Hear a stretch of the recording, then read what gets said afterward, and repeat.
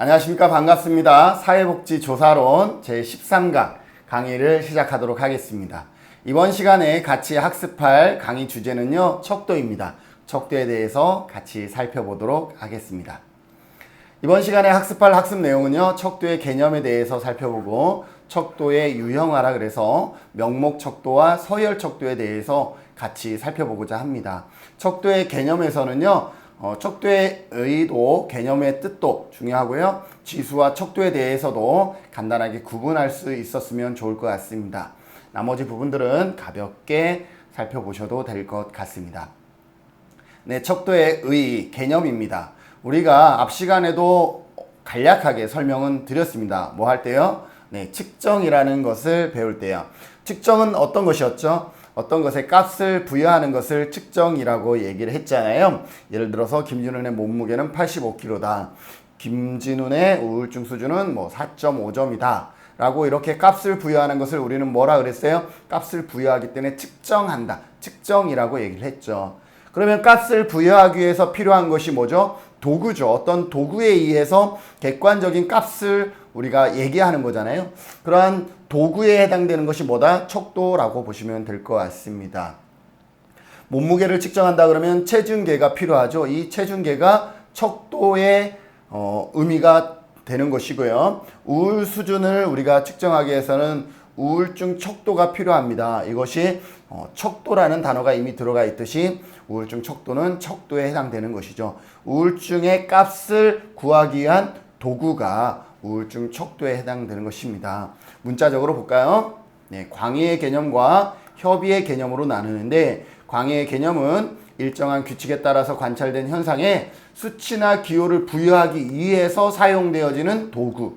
사용되어지는 도구가 뭐다? 척도라고 보시면 되겠습니다. 일정한 규칙에 따라서 기호를 부여하는 것을 우리는 측정이라고 얘기를 하고 있죠.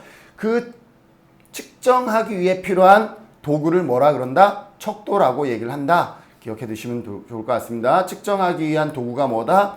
값을 측정하기 위한 도구가 척도다.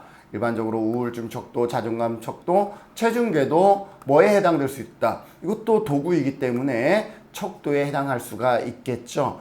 협의의 의미로 보면, 광의의 의미로 보면 측정을 하기 위한 도구라고 설명이 되어지는데, 협의의 의미로 보면 이렇게 설명되어집니다. 하나의 개념을 측정하기 위해서 둘 이상의 복수 지표나 문항들을 사용하여 측정하는 도구. 여기에 보면 우리가 우울증 척도나 자존감 척도는 어때요? 하나의 문항으로 질문하는 것이 아니라 여러 개의 문항을 물어본 다음에 하나의 값을 만들어서 이것을 우리는 뭐라 그래요? 우울증 수준이라고 얘기를 하죠. 이처럼 복수의 지표나 항목들을 통해서 측정되어지는 이 값, 이것을 뭐라 그래요? 척도라고 얘기를 합니다. 자, 그러기 위해서 지표의 개념을 먼저 살펴보면요. 지표는 뭐냐면 변수의 속성을 나타내는 요소입니다. 변수의 속성이라는 것은 변수가 가지고 있는 어떤 개념, 그것을 파악하기 위해서는 우리가 일반적으로 경험적 지표를 선정을 해야 되겠죠. 그래야 이 경험적 지표를 통해서 변수를 우리가 정의할 수 있고, 즉 개념화할 수가 있잖아요. 그런데 사회과학은 어때요? 우리가 인간을 원료로 하는 사회과학에서는 그 개념을 직접적으로 측정하기 어려운 경우들이 많습니다. 우울증 수준을 직접적으로 어떻게 우리가 의미 부여를 할 거예요. 그러니까 어려운 경우가 많기 때문에 지표를 이용해서 간접적으로 측정하게 됩니다. 변수들은 복합적인 성격을 가지고 있어서요, 이 지표를 이용하는데도 불구하고 하나의 단일 문항으로 값을 찾아내기가 어렵습니다. 그래서 어떻게 하죠? 단순 지표로 변수의 속성을 정확하게 파악하기가 어렵기 때문에 더 정확한 측정을 위해서 다의적이고 복합적인 측정치를 사용하게 된다라는 것이죠. 그래서 하나의 문항이 아니라 다수의 문항을 통해서 그 변수의 값, 그리고 개념을 정의해 나가는 것, 그것을 우리는 뭐라 그런다? 나중에 설명하겠지만 척도라고 얘기를 합니다. 그 하나하나의 문항을 지표라고 한다 그러면 그 지표들이 모여서 하나의 어떤 의미를, 개념의 뜻을 파악하는 것을 우리는 척도라고 얘기를 합니다. 그래서 사회복지 개념들은 단일한 지표로 측정되기 어렵기 때문에 지표들을 결합하여 측정하게 되는데, 이때 지표들을 결합한 것을 뭐라 그런다? 여기 보면 지표들을 결합하여 측정하는데, 이 지표들을 결합한 것을 척도라고 한다라고 보시면 되겠습니다. 예를 들어서 사회 경제적 요소를 파악하기 위해서 그 사람이 어떻게 소득 지표, 학력 지표, 직업 지표, 종교 지표, 이러한 지표들을 파악함으로 인해서 우리는 어떻게 돼요? 사회 경제적 요소라고 얘기를 하는 것이죠. 그러면 이것을 사회적 경제적 요소를 척도라고 명명하지는 일반적으로 하진 않지만 사회 경제적 척도, 이렇게 이름을, 타이틀을 붙일 수도 있는 것이죠. 그래서 지표들을 결합하여 측정하는 대표적인 방법에는 뭐가 있다? 지수와 척도가 있다라는 것이죠. 그래서 이 시간에 지수와 척도의 개념도 같이 살펴볼까요? 자, 지수와 척도. 결론적으로 얘기하면요, 지수와 척도라는 용어는 명확하게 그 구분하는 기준은 명확하지 않아서 혼용해서 사용되어지기도 합니다. 그런데 그럼에도 불구하고 둘로 나누어서 설명을 한다 그러면 지수는 어떤 것이냐? 이 부분은 다 같습니다. 지수란 다의적이고 복합적인 특성을 가지고 있는 개념을 양적으로 측정하기 위해서 고안된 다수의 지표들을 하나로 묶어 단일 수치로 표현한 것이다. 이거는 어떻게 보면 척도도 같은 개념이거든요. 다수의 문항들을 결합시켜 하나의 값을, 수치를 표현하는 것, 이것이 지수라고 얘기를 하는데, 그것보다 요 밑에 게 더 중요해요. 경험적, 객관적으로 쉽게 인식할 수 있는 지표들로 구성돼. 여기에 문항들이 경험적이나 객관적으로 쉽게 인식할 수 있는 문항으로 구성되어 있으면 이것은 지수에 가깝다라고 보시면 되겠습니다. 예를 들어서 사회 지표, 소비 물가 지수, 생산성 지수, 경기 지수, 이러한 부분들은 우리가 객관적으로 쉽게 파악할 수 있는 요인들이죠. 이러한 객관적으로 쉽게 파악할 수 있는 지표들로 구성되어 있으면 그것을 우리는 일반적으로 지수라고 하고요. 척도는 어떠냐? 사회과학에서 일반적으로 많이 쓰이는데 사람들의 태도나 상태 등과 관련된 지표들로 구성된 변수들, 이 지표들이 있는데 이 지표들이 어떠한 것으로 구성되어 있어? 네, 사람의 태도나 상태나 인식이나 생각이나 이러한 지표들로 구성되어 있을 때 그것을 우리는 지수라고 하지 않고 일반적으로 뭐라고 얘기한다? 척도라고 얘기하는 경우가 더 많다라는 것이죠. 어떤 경우가 있어요? 우울증 척도라든지 자아 존중감 척도, 행복 척도들이 여기에 해당될 수가 있겠죠. 그래서 지수와 척도를 구분하면 아까도 얘기했듯이 명확하지 않다라는, 구분이 명확하지 않다라는 것. 그럼에도 불구하고 공통점은 뭐예요? 둘 다 하나의 개념을 복수의 지표로 측정했다라는 점에서 공통점을 가지고요. 차이점은 뭐예요? 지수의 경우는 어떻다 그랬어요? 경험적으로 쉽게 인식할 수 있는 보다 객관적인 지표들로 구성된 것을 우리는 지수라고 하고, 사람들의 태도 등 주관적인 변수를 측정하기 위한 것을 우리는 뭐라 그런다? 척도라고 하는 경우가 많다라고 설명했습니다. 그래서 여러분들이 지수와 척도를 이렇게 구분할 수 있으면 훨씬 좋을 것 같고요. 척도의 작성 과정입니다. 이건 중요하진 않습니다. 우리가 척도를 작성할 건 아니니까요. 이론적인 개념을 먼저 구축을 해야 됩니다. 개념을 구축한 다음에 이 개념에 근거해서 경험적인 변수, 우리가 측정이 가능한 경험적인 변수, 다른 말로 경험적 관찰이 가능하다라는 것은 우리가 측정이 가능한, 측정이 가능한 변수로 전환시켜 줘야 되겠죠.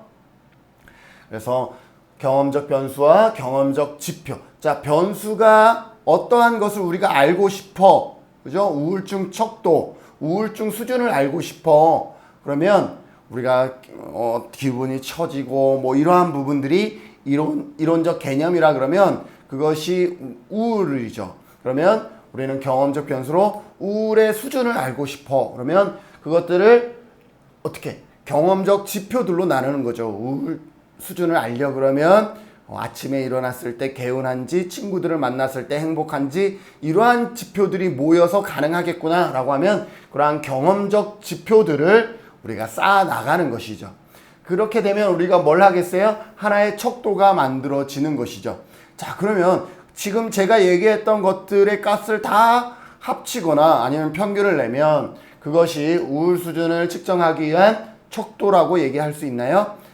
그렇게 단정 지을 수는 없습니다. 그래서 반드시 척도를 구축을 하면 이것이 정말 타당한가, 우울증 수준이라고 얘기할 수 있는가, 그리고 신뢰도, 반복 측정했을 때 유사한 값이 계속 나오고 있는가, 이러한 부분들을 우리가 앞 시간 이전에 배웠던 타당도와 신뢰도의 개념을 적용해서 이 척도의 타당도와 신뢰도를 검사해서 신뢰도도 높게 나오고 타당도가 높게 나온다 그러면 우리는 그것을 척도로 개발할 수가 있겠죠. 이렇게 척도를 개발하는 것은요, 일반적으로 박사학위 논문 수준이다라고 보시면 될 것 같습니다.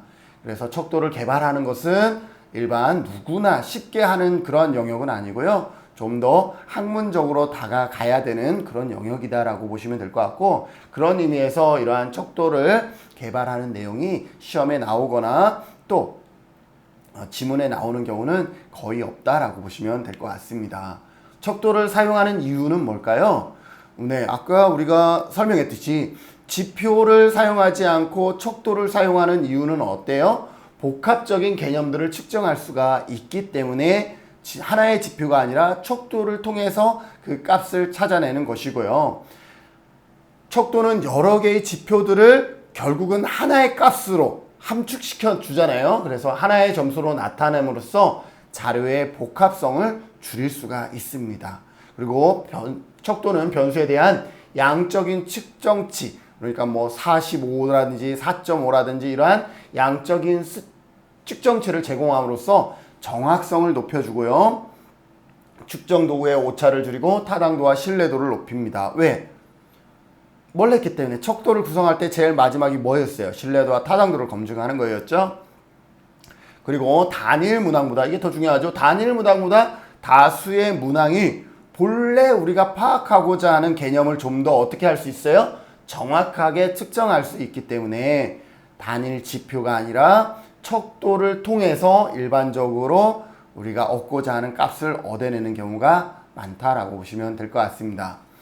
사회복지에서 척도를 활용하는 그런 어떤 지침에 대해서 살펴보면 척도는 어떻게 해야 된다? 과학적이어야 한다라고 보시면 되겠습니다. 체계적이고 논리적이어야 하고요.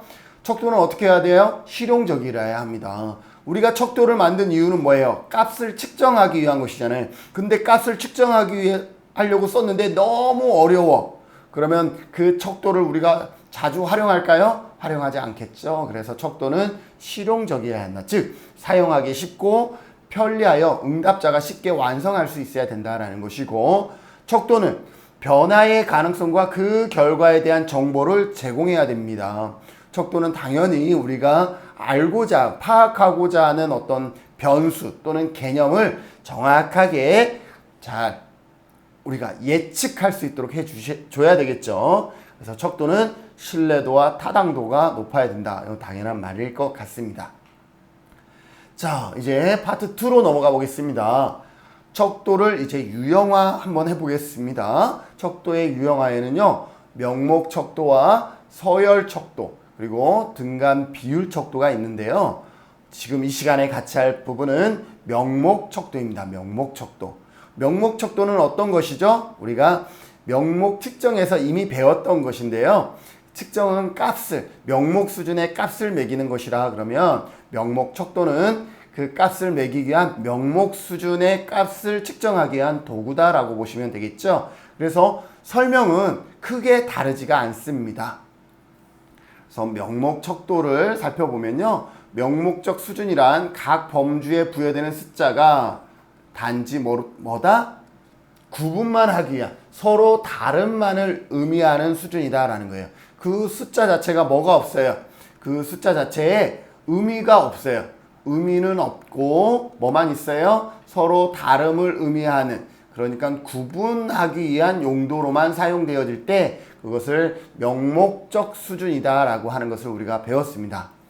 자, 이 명목 척도를 구성할 때 우리가 가장 중요시 다루어져야 되는 것이 뭐냐 하면요, 각 범주가 동질적이면서 상호 배타적이고 포괄적이어야 한다. 각 범주가 동질적이고요, 상호 배타적이면서 포괄적이어야 한다라는 것 기억해 두시죠. 이미 제가 앞에서 설명을 했습니다. 앞에 이런 걸 했었나요? 살고 있는 지역, 당신이 살고 있는 지역은 그랬습니다. 그랬을 때 제주도, 제주시, 서귀포시 이렇게 하면 1번 제주도, 2번 제주시, 3번 서귀포시 했을 때 문제가 생기죠. 어떤 문제가 생기냐면 상호 배타성의 문제가 생깁니다. 제주도와 제주시는 상호 배타적이다라고 얘기할 수가 없죠. 왜? 겹치는 부분이 있잖아요.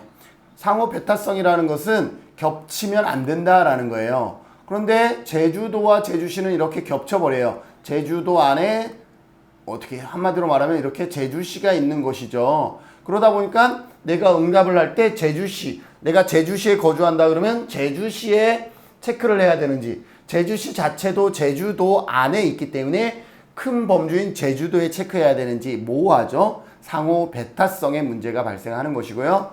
포괄성이라는 것은 어떠한 만약에 우리나라, 이게 우리나라죠. 우리나라에 뭐가 있어요? 17개 시도가 있어요. 그런데 당신이 살고 있는 지역은 했는데 16개 시도만 보기에 있어요. 한 개가 빠졌어. 예를 들어서 제주도가 빠졌어. 그러면 나는 제주도에 살고 있는데 체크할 곳이 있어요? 없어요? 없죠. 어떻게 해야 돼요? 그 질문, 지역에 해당되는 전체 내용을 어떻게 해야 된다? 포괄해야 된다라는 것이 포괄적이다 라고 보시면 되겠죠. 그래서 이러한 지역은 17개 다 쓰면 돼요. 그런데 그렇지 않은 경우 당신이 오늘 하고 싶은 것은 무엇입니까? 1번 잠자고 싶다, 2번 공부하고 싶다, 3번 여행 가고 싶다. 이렇게 하면 모든 내가 하고 싶은 것을 다 포괄하고 있나요? 내가 나에게 응답할 설문지를 만든다 그러면 어느 정도 만들 수 있어요. 그러나 내가 만든 것을 다른 사람이 응답해야 되기 때문에 다른 사람의 생각과 상태를 다 파악해야 되는데, 그래서 보기를 짜야 되는데 한계가 분명히 있죠. 우리는 최대한 그 보기에 상대방이 원하는 그 응답 가능한 범주를 다 집어넣어야 되는데, 그럼에도 불구하고 다 집어넣지 못하기 때문에 우리가 일반적으로 설문지에 보면 맨 마지막이 뭐로 되어 있어요? 기타. 기타가 들어감으로 인해서 뭐가 되는 거예요? 나머지 것도 다 포괄한다라는 의미를 가지고 있는 것이죠. 자, 그래서 응답 범주의 논리적 연관성을 가지고 있어야 되고, 단일 차원을 원칙으로 하지만 다차원적으로 구성할 수도 있습니다. 그런데 다차원적으로 구성하면 척도가 좀 복잡해져요. 그것이 요 밑에 설명이 되었습니다. 여기 보면 단일 차원의 명목 척도는 당신의 성은 무엇입니까? 남자 또는 여자. 이것은 하나의 성이라는 하나를 우리가 파악하기 위해서 단일 차원으로 질문을 한 거죠. 그런데 이것이 만약에 다차원으로 우리가 측정을 한다 그러면 이렇게 되는 거예요. 당신의 성과 종교와 직업은 무엇입니까? 아유, 이거 세 개까지 짬뽕을 해놨습니다. 그러면 남자 기독교 공무원, 남자 불교 공무원, 여자 기독교 공무원, 이렇게 하다 보면 나열할 수 있는 경우의 수가 몇 개나 되겠어요? 최소 8개가 되어져야 되겠죠. 그러면 8개를 다 집어넣어야 되는데, 다 넣으려면 너무 보기가 많아지니 가장 많이 선택할 수 있을 것 같은 3개를 집어넣고 맨 마지막에 뭘 집어넣으면 돼요? 이렇게 기타라는 것을 집어넣음으로 인해서 상호 배타성과 포괄성의 문제를 전부 다 해결하고 있는 것이죠. 그런데 이렇게 하면 응답자 정말 혼란스럽겠죠? 차라리 1번 문항에는 당신의 성, 2번 문항에는 당신의 종교, 3번 문항에는 당신의 직업, 이렇게 문항 자체를 3개로 나누어서 각각 단일 차원으로 질문하는 게 훨씬 낫겠죠? 그래서 여러분들이 설문지 구성할 때 어떻게 구성할 것인가 꼼꼼하게 고민해 볼 필요가 있습니다. 자, 서열 척도.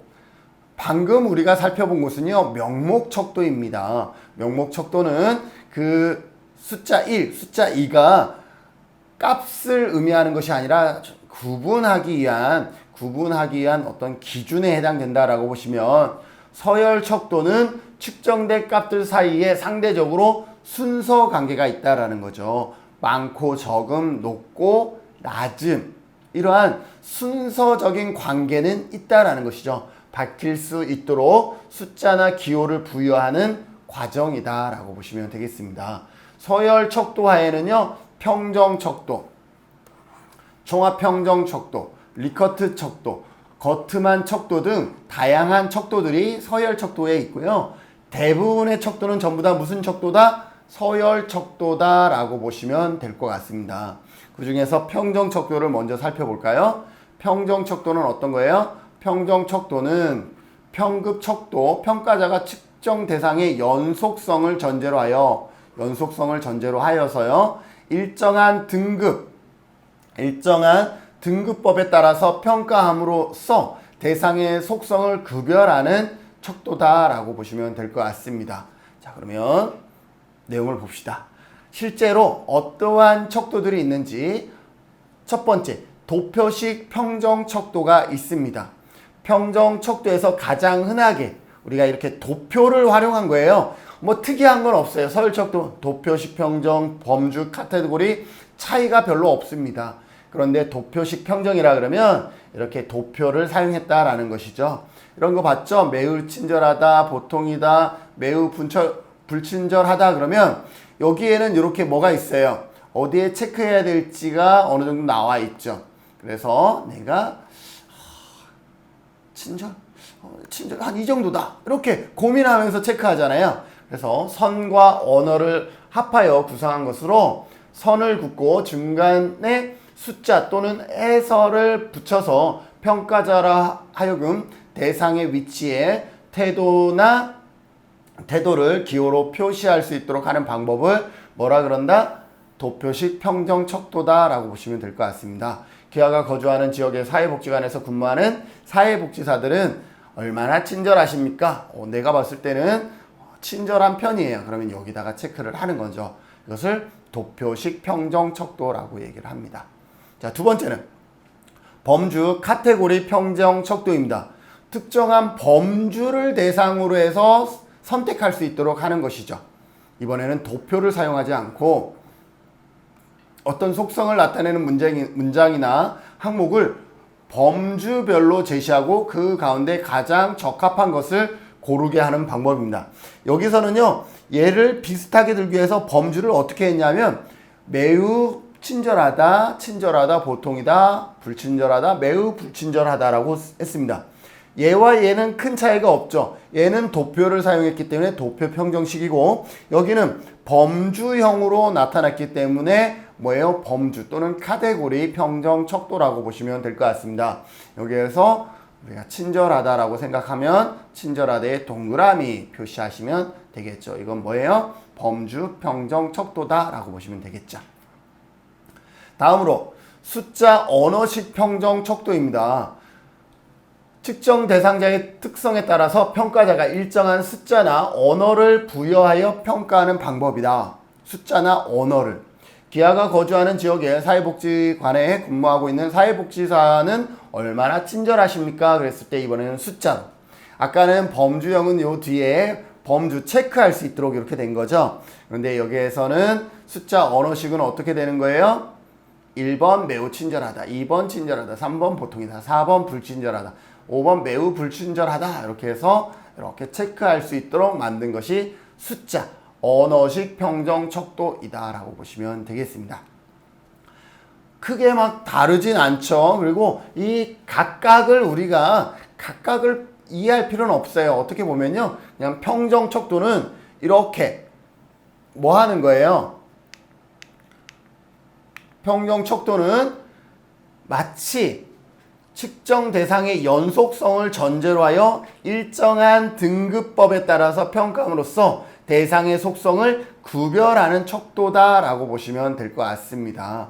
그래서 평정 척도는 대부분 뭘로 이루어졌어? 서열 척도로 이루어졌지만 항목 간 거의 비슷한 정도의 차이가 있다고 가정하면 등간 척도로도 우리가 어떻게 한다? 간주한다. 대표적으로 등간 척도 또는 비율 척도로 간주하는 것이 뭐냐 하면요. 리커트 척도입니다. 리커트 척도는 평정 척도 중에 하나, 그 중에서 총합 평정 척도라고 보셔도 될 정도의 것입니다. 평정 척도를 여러 문항을 설정해서 그 여러 개의 문항을 합해서 값을 내는 것을 총합 평정 척도라고 얘기를 하는데, 그 총합 평정 척도의 하나가 또 리커트 척도예요. 리커트 척도는 뭐예요?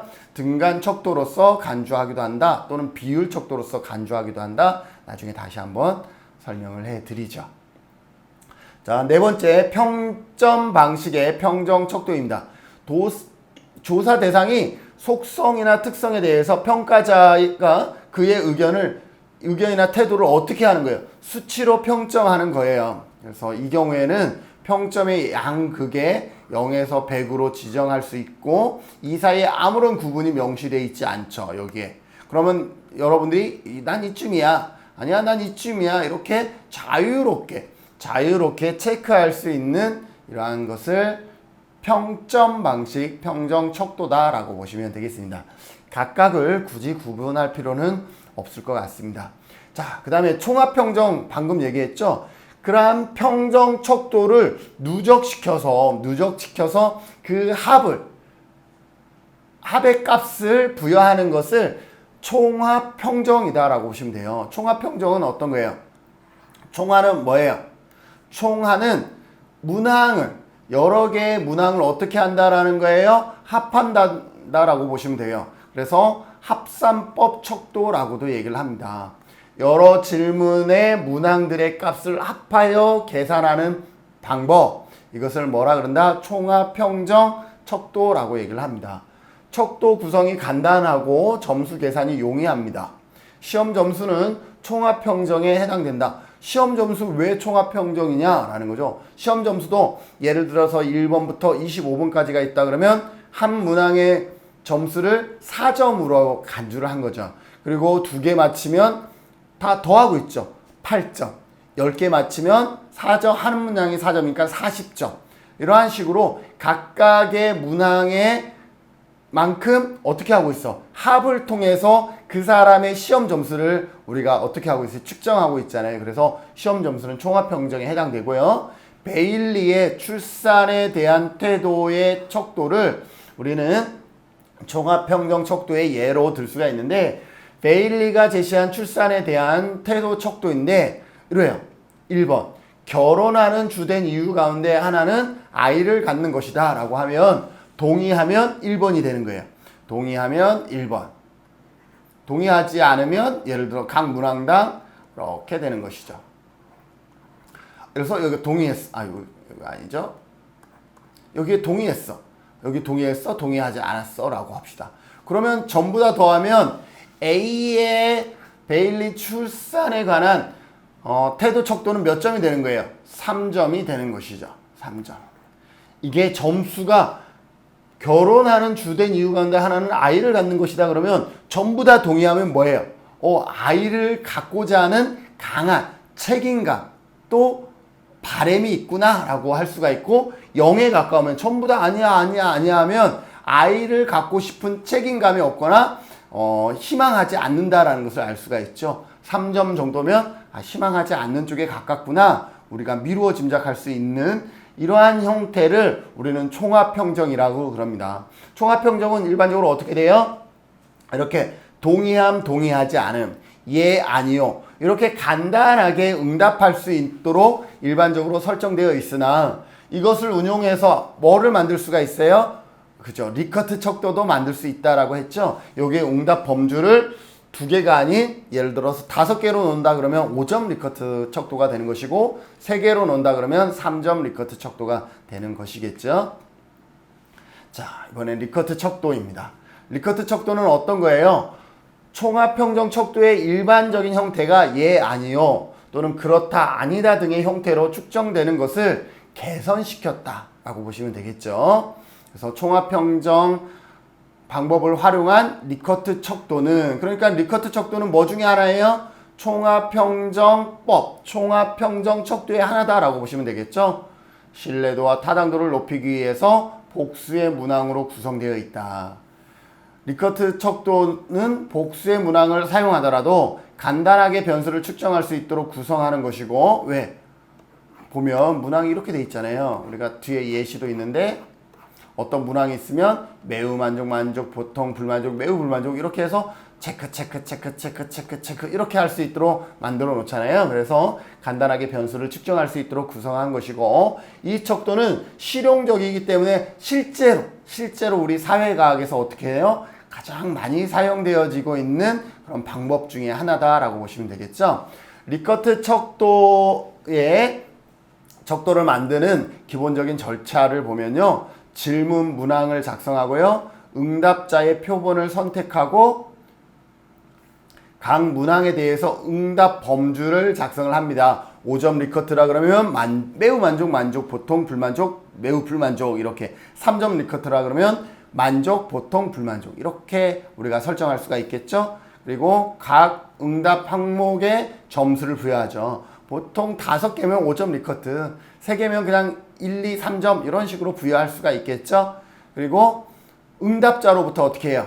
하나의 응답 항목을 고르게 하고, 고른 10개의 응답 항목이 있었다면 10개의 값을 어떻게 하는 거예요? 전부 다 합산해서 뭘 구해요?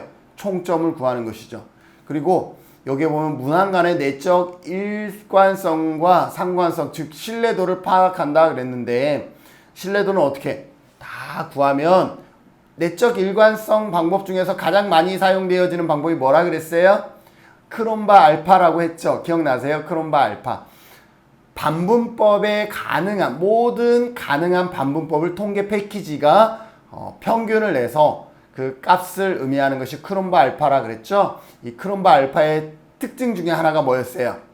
문항 제거 시 신뢰도를 보여준다 그랬죠. 문항 제거 시 신뢰도에서 어떠한 문항을 버렸을 때 신뢰도가 더 올라간다 그러면 그 문항을 버리는 게 낫겠죠. 그래서 신뢰도를 판단하고 척도 문항으로 타당한 것으로 판명된 문항들을, 그러니까 신뢰도를 낮추는 문항을 버린 다음에 그것을 최종적으로 척도로 만들면 되겠죠.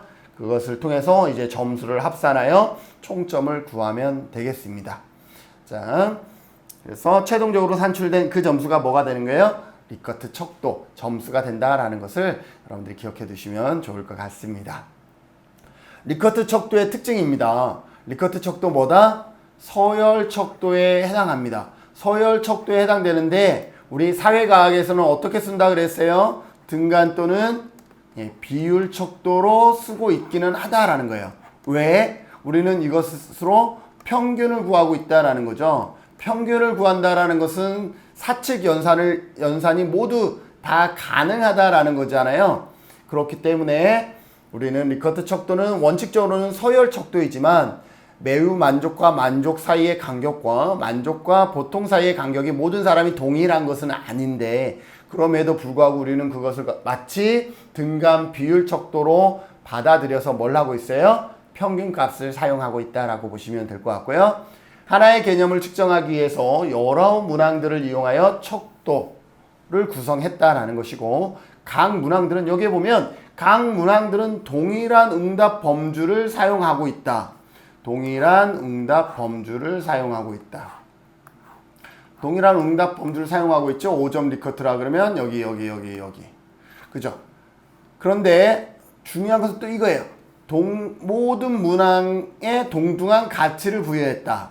이게 무슨 말이냐 하면 1번, 2번, 3번 각각의 문항이 가중치, 이 문항을 측정함에 있어 의미 부여 정도가 다른데도 불구하고 같은 의미 부여 정도로 우리가 뭐 하고 있어요? 간주하고 있죠. 그래서 그냥 일반적으로 모든 문항을 다 더해서 어떻게 하고 있어요?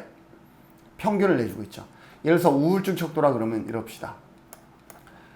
그래서 1번 죽고 싶다. 2번 친구를 만나고 싶지 않다. 친구가 필요 없다. 뭐 이렇게 했어요. 그러면 죽고 싶다는 매우 죽고 싶다라고 체크를 한 사람은 이분은 정말 심각한 거잖아요.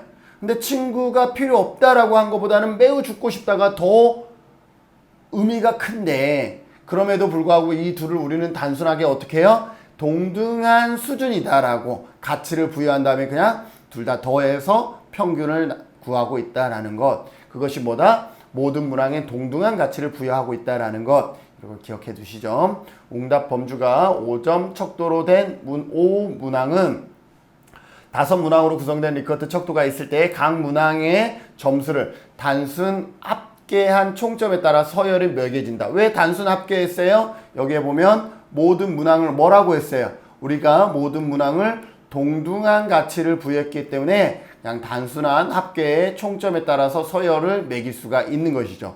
만약에 여기에 동등한 가치가 아니었으면 나중에 우리가 서스턴 척도를 배울 건데 어떻게 한다라는 거예요? 가중치를 반영해 줬어야 한다라고 보시면 되겠습니다.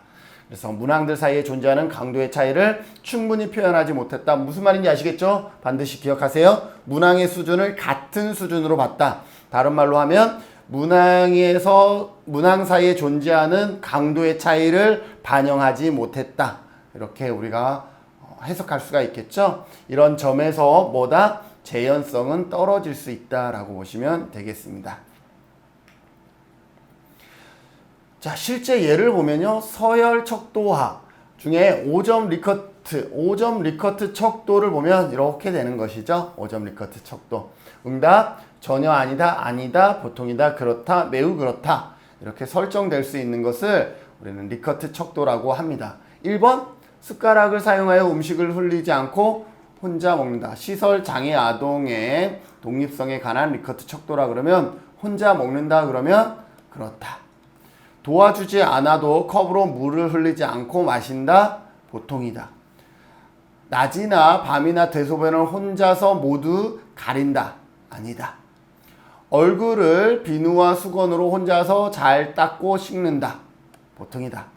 혼자서 잘 걷는다. 보통이다. 이렇게 체크하면 이 5문항을 어떻게 되는 거예요? 이 5문항을 다 더해요. 다 더하고 5로 나누면 전부 다 더하면 얼마가 돼요? 전부 다 더하면 4 더하기 3 더하기 2 더하기 4점이니까요. 3 더하기 3 하면 얼마가 돼요? 15점이죠. 15점을 5문항이기 때문에 5문항으로 나눕니다. 그럼 어떻게 돼요? 3점. 지금 그렇게 응답한 길동이의 독립성 수준은 어떻게 되는 거예요? 3점이 되는 거죠. 이 3점은요, 이 5점 리커트 척도에서 어떻게 되는 거예요? 5점 리커트 척도에서 중간 수준이죠. 보통 수준이죠. 그런데 가끔 논문 심사를 하다 보면요, 잘못 설명하고 있는 분들이 있어요. 잘못 논문을 기술한 사람이 있어. 5점 리커트니까 2.5점이 보통 수준이다라고 생각하는 사람이 있는데 이거 잘못 하신 분들이에요. 석사나 때로는 학술지 논문에서도요, 5점 리커트의 2.5점이 이렇게 중간 평균 점수라고 설명하는 분이 있는데 절대 그렇지 않습니다. 평균 점수는 어떻게 구하냐면 이 5점 리커트라면 1점과 5점을 더해서 2로 나눈 3점입니다. 그럼 7점 리커트는 평균이 몇이 되겠어요? 1과 7을 더하면 8이 되고 이것을 2로 나누면 4점이 뭐예요? 보통 수준이다 라고 보시면 되겠습니다. 이거는 뭐 시험에 나오는 문제는 아니지만 실제 논문에서 그렇게 표현하시는 분들이 있어서 같이 설명을 해 드렸습니다. 자, 이번 시간에는요, 어떤 개념들을 살펴봤죠? 척도에 대해서 살펴봤었죠. 척도에 대해서 살펴봤고, 지표에 대해서 먼저 살펴봤죠. 지표는 지수와 척도에 대해서 나눈다라고 설명이 되었습니다. 지수는 약간 객관적인 지표들로 구성된 것. 척도는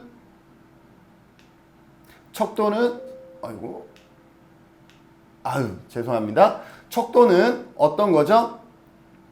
척도는 인간의 어떤 인식이나 상태나 수준 등을 측정할 때에는 척도를 쓴다라는 그러한 개념으로 우리가 내용을 살펴봤습니다. 그리고 척도하에서 명목 수준 척도를 살펴봤고요. 그 다음에 서열 수준의 척도를 살펴봤습니다. 서열 수준의 척도에서는 평정 척도가 있었고 총합 평정 척도가 있었고 총합 평정 척도에서 우리가 5점 리커트 척도까지 이렇게 해서 공부를 마무리했습니다. 서열 척도에는 더 많은 척도가 있는데요. 5점 리커트 척도 외에 다른 서열 척도들은요. 다음 강의에서 이어서 학습하도록 하겠습니다. 오늘 강의는 여기서 마치도록 하겠습니다. 수고하셨습니다.